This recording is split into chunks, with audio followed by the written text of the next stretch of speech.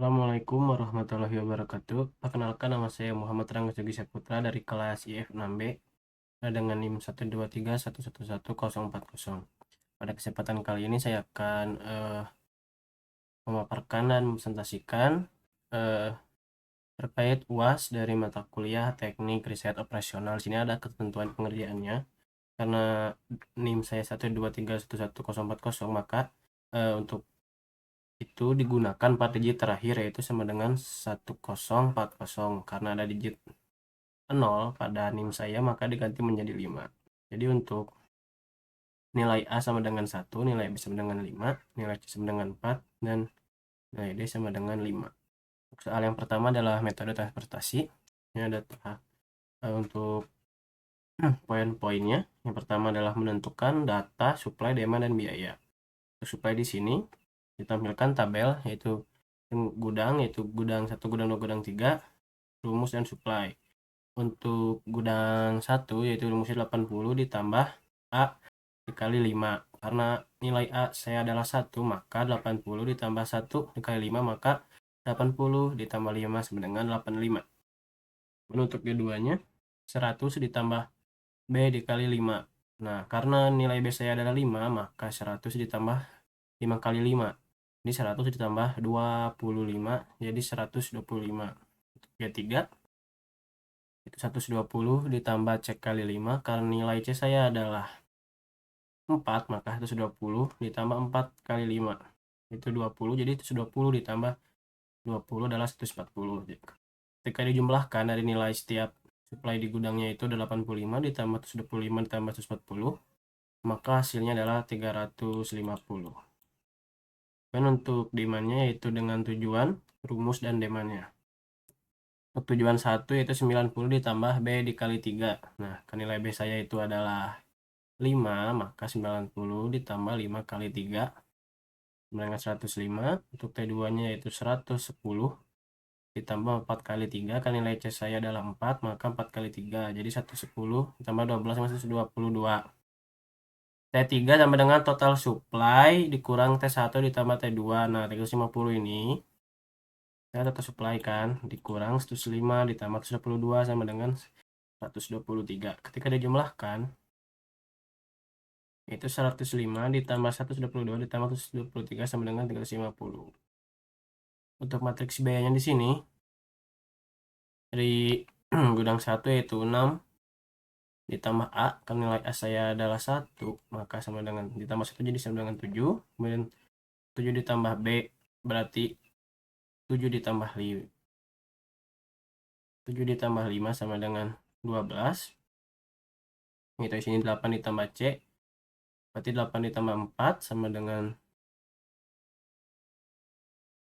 12. Kemudian untuk T2-nya di sini 8 ditambah 5 sama dengan 13.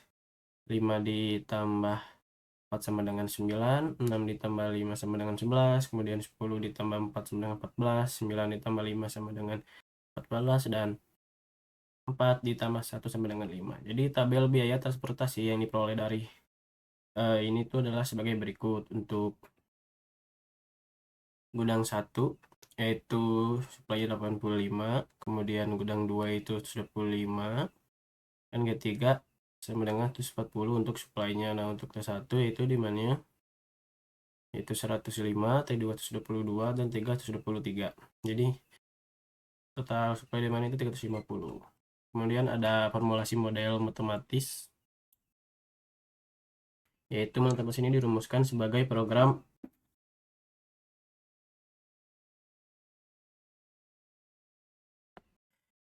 linear yang meminimumkan biaya transportasi total dengan kendala bahwa total pengiriman dari setiap gudang sama dengan kapasitasnya, dan total penerimaan di setiap tujuan sama dengan permintaannya. Misalkan XIJ adalah jumlah unit yang dikirimkan dari gudang ke I menuju ke tujuan gudang ke J.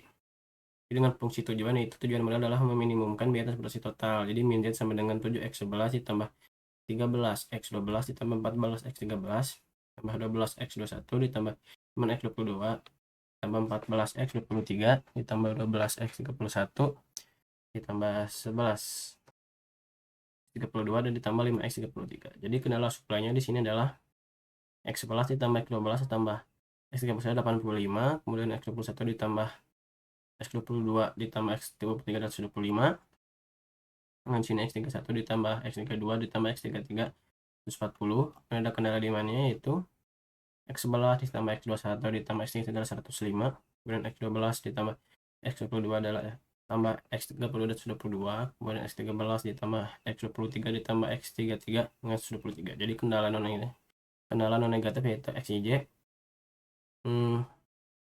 lebih besar sama dengan 0. Kemudian ada penyelesaian menggunakan Northwest Corner Method atau NWC.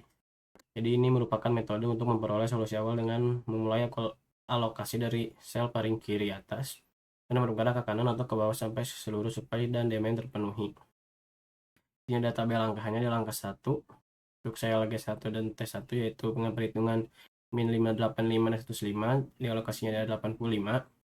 Sisa supply dari G1 adalah 0 dan sisa demand dari T1 adalah 20. Kemudian ada dari langkah 2-nya yaitu G2 dari sel G2 ada 1 yaitu untuk minnya ada 105 sama 20, kemudian alokasinya adalah 20. Jadi G2 itu sama dengan 105 untuk sisa supply-nya. Kemudian dari sisa demandnya itu sama dengan 0 untuk T1. Kemudian langkah 3-nya G2 dan T2-nya yaitu dengan minimal 105 dan 122, jadi alokasinya adalah 105. Kemudian sisa supply dari G2 itu adalah 0, jadi T2 sama dengan 17 untuk sisa demandnya. Kemudian untuk langkah 4 G3 dan T2 itu dengan min 140 dan 17, diambil 17. Kemudian untuk sisa supply-nya adalah 123, jadi T2-nya sama dengan 0. Kemudian untuk langkah 5 G3 dan T3-nya itu dengan minimal 123 dan 123, jadi alokasinya adalah 123. Kemudian sisa supply dari G3 adalah 0, karena bisa dipindahkan ke sini. Kemudian untuk T3 sama dengan 0, jadi tabel alokasinya adalah G1 85 untuk supply-nya, kemudian G2-nya yaitu 10 ditambah 105 sama 125, G3-nya yaitu 17 ditambah 123 dan 140, dan di mana 105 ditambah 122 ditambah 123 adalah 350. Kemudian perhitungan menggunakan biaya total NWC-nya yaitu hitung dengan mengalihkan jumlah alokasi dengan biaya pada masing-masing sel, yaitu Z sama dengan 85 dikali 7 ditambah 20 dikali 12 ditambah 105 kali 9 ditambah 17 kali 11 dan ditambah 23 kali yang mana. Ketika sudah dihitung, maka 595 dari hasil setiap dalam kurung ini ditambah 20 ditambah 1945 ditambah 187 tambah 615 adalah 2582. Jadi total biaya transportasi menggunakan metode NWC ini adalah dengan Z sama dengan 2582. Metode ini menghasilkan solusi awal yang memenuhi seluruh supply dengan demand, namun belum tentu merupakan solusi optimal sehingga perlu dilakukan pengujian menggunakan metode lain. Dan penyelesaian menggunakan metode LCM atau Least Cost Method. Jadi ini mengalokasikan pengiriman pada sel yang memiliki biaya transportasi paling rendah terlebih dahulu. Tujuannya untuk memperoleh solusi awal dengan biaya yang lebih kecil dibandingkan metode NWC. Ini ada tabel langkah dari LCM ini.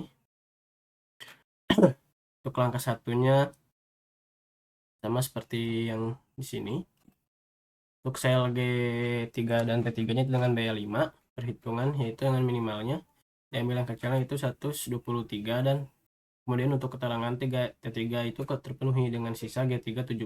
Untuk langkah 2-nya dengan biaya 7, ini diambil yang minimalnya yaitu 85, kemudian G1 habis, sisa T1 sama dengan 20. Kemudian untuk sel G2 dan T2 dengan biaya 9, kemudian dengan min 125 122, maka yang paling kecil diambil itu 122.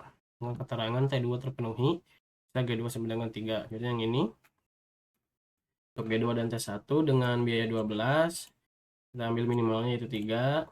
Kemudian setelah di perhitungan G2-nya itu habis dan sisa T1 sama dengan 17. Kemudian untuk langkah 5 yaitu G3, kemudian T1 yaitu dengan biaya 12, kita minimalnya itu 17, alokasi 17, T1 terpenuhi, G3-nya itu habis. Jadi tabel alokasi hasil ACM itu di sini G1 supply 85, G2 itu supply 25 dari hasil 3 ditambah 22. Kemudian G3 itu 17 dia ditambah 23, maka supply dari G3 adalah 140. Kemudian demandnya itu Kemudian yang mana itu 105 ditambah 122 ditambah 123 adalah 350.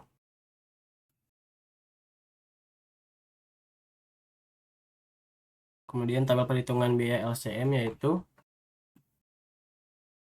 dari rute G1 ke T1 itu 85 dengan biaya unit 7, maka total biayanya adalah 595. Kemudian dari G2 T1 dengan alokasi 3, biaya unit 12 itu 36. Kemudian G2 T2 itu 22 dengan biaya unit 9, maka hasilnya 1998. Kemudian G3 ke T1 17, biaya unit 12 204. Kemudian ketiga ke ketiga ke T3 itu 23 dengan biaya unit 5 dengan total biaya adalah 615. Ketika di total adalah 2548. Dia berdasarkan perhitungan menggunakan LCM diperoleh total biaya transportasi sebesar Z sama dengan 2548. Jadi hasil ini lebih kecil dibandingkan metode NWC yang menghasilkan biaya sebesar 2582. Oleh karena itu, solusi LCM ini lebih efisien dan digunakan sebagai awal untuk pengujian optimalitas menggunakan metode MODI. Kemudian untuk penyelesaian menggunakan MODI, yaitu digunakan untuk menguji apakah awal yang diperoleh dari LCM sudah optimal atau dapat diperbaiki. Dengan basis awal di sini G1 T1 sama dengan 85, G2 T1 sama dengan 3, G2 T2 sama dengan 92, G3 T1 sama dengan 17, G3 dan T3 123. Jadi perhitungkan dengan UI dan VZ diasumsikan U1 sama dengan 0, maka diperoleh 1 sama dengan 7, P2 sama dengan P1 sama dengan 7, U2 sama dengan 5, P2 sama dengan 4, U3 sama dengan 5, dan V3 sama dengan 0. Maka perhitungan opportunity-nya yaitu G1 ke T2 itu 9, G1 ke T3 itu 14, G2 ke T3 itu 9, dan G3 ke T2 itu 2. Nilai seluruh nilai opportunity itu lebih besar dari 0, maka lebih besar sama dengan 0, maka solusi yang diperoleh sudah optimal dan tidak diperlukan iterasi lanjutan. Dengan demikian biaya minimum transportasi diperoleh adalah Zmin sama dengan 2548. Kemudian biaya minimum transportasi dan interpretasi dari hasil. Dan berdasarkan hasil pengujian menggunakan metode MODI, loss yang diperoleh dari LCM telah optimal karena seluruh nilai opportunity cost bernilai positif. Demikian dengan total biaya minimum transportasi yang diperoleh adalah Zmin sama dengan 2548. Berdasarkan perhitungan yang tadi dilakukan diperoleh hasil sebagai berikut. Dengan menggunakan metode NWC, itu total biayanya yaitu 2582. Kemudian dengan metode Viscos sama dengan 2548 LCM ya maksudnya ini. Viscos method. Kemudian untuk MODI itu sama hasilnya 2548. Jadi dari hasil tersebut disimpulkan bahwa LCM menghasilkan biaya transportasi yang lebih rendah dibandingkan metode NWC. Setelah dilakukan menggunakan pengujian MODI juga, solusi tersebut terbukti optimal. Jadi, dengan demikian, dapat menggunakan pola distribusi hasil LCM karena mampu memenuhi seluruh kebutuhan tujuan dengan biaya minimum sebesar 2548 atau lebih hemat 34 biayanya itu dibandingkan dengan solusi Northwest Corner. Ini ada soal 2 yaitu critical path method. Di sini ada keterangan berdasarkan nilai variabel tadinya dengan NIM saya itu, maka A sama dengan 1, B sama dengan 5, C sama dengan 4, D sama dengan 5. Maka durasi setiap aktivitas adalah sebagai berikut. Seperti ini. Untuk aktivitas A durasinya itu 5, durasi B sama dengan 8, C itu 9, D sama dengan 11, E sama dengan 5, F sama dengan 10, G sama dengan 7, H sama dengan 9, dan I sama dengan 7. Kemudian ini adalah network diagramnya. Di sini ada keterangan kotak. Yang sebelah sini itu adalah ES atau early start, kemudian yang sebelah sini adalah early finish, kemudian yang sebelah sininya adalah late start, kemudian sebelah sini adalah left finish. Jadi dari diagram network diagram proyek ini, durasi aktivitas dari A sampai I yaitu dari A itu adalah 5, B-nya itu A adalah 8, C-nya itu 9, D-nya 11, kemudian E-nya itu 5, F-nya itu 10, G-nya itu 7, hanya 9, dan I-nya itu adalah 7. Jadi gitu. Jadi dalam perhitungan dari ES dan IF atau early start dan early finish dilakukan menggunakan metode forward pass dengan rumus IF sama dengan IS ditambah durasi. Nah, untuk aktivitasnya memiliki lebih dari satu pendahulu. Jadi ini tabel dari IS dan IF-nya. Dari aktivitas A itu dengan durasinya 5, ES-nya 0, IF-nya 5. Kemudian B itu 8 untuk durasinya, IS dan IF-nya adalah 0 dan 8. C durasi 9, 5 dan 14. Kemudian D durasi 11 adalah 5 dan 16. E adalah 5 IS-nya 8 dan IF-nya 13. Kemudian F ininya durasinya 10 dan IS-nya adalah 8 dan IF-nya adalah 18. Kemudian untuk aktivitas G 7, IS 16, IF-nya 23, H itu durasi 9, IS 18, IF 27. Untuk aktivitas I, durasinya 7, IS 27, IF 34. Nah, berdasarkan perhitungan menggunakan forward pass, aktivitas terakhir yaitu I memiliki nilai IF 34 disebut dengan 34 hari yang menunjukkan waktu penyelesaian proyek paling cepat adalah 34 hari. Nah, kemudian selanjutnya adalah perhitungan let start dan let finish. Untuk rumusnya di sini LS sama dengan LF dikurang durasi. Nah, untuk aktivitas yang memiliki lebih dari satu aktivitas penerus. Untuk tabel LS dan LF-nya adalah seperti ini. Untuk aktivitas A dengan durasi 5, LS-nya 0, kemudian LF-nya 5. Untuk yang B itu durasi 8, 08, C itu 9, 11, 20, D itu durasi 11, LS-nya dan LF-nya 5, 16. Untuk aktivitas E durasi 5, 13, 18, F 10, 8, 18, G itu durasi 7, 20, 27, H itu durasi 9, 19, 27, dan I-nya itu durasi 7, LS-nya 27, dan LF 34. Nah, untuk nilai LS dan LF menunjukkan batas waktu paling lambat atau suatu aktivitas dapat dimulai atau diselesaikan tanpa menyebabkan keterlambatan proyek. Untuk perhitungan total float selanjutnya adalah, jadi ini untuk menunjukkan waktu keterlambatan yang masih diperbolehkan tanpa mempengaruhi waktu penyelesaian proses proyek. Untuk rumusnya yaitu total float sama dengan LS dikurang IS. Nah, sini untuk tabelnya yaitu aktivitas A 0, B juga 0, untuk C itu IS-nya 5, LS 11, dan floatnya itu 6. Kemudian D itu 55 dan hasilnya 0. Kemudian IE yaitu 13 dikurang 85, F itu 88, 0, 20 kurang 16, 4. Untuk yang G yang hanya itu 18, 18, 0. Untuk J kurang 7 sama dengan 0. Kemudian jalur kritis, jadi aktivitas yang memiliki nilai float 0 termasuk aktivitas kritis. Berdasarkan hasil perhitungan bahwa A ke D ke F ke H ke I, maka jalur kritis proyeknya adalah A ke D ke F ke H dan ke I. Untuk total durasi proyek diperoleh dari IF aktivitas terakhir yaitu 34 hari yang sebelumnya.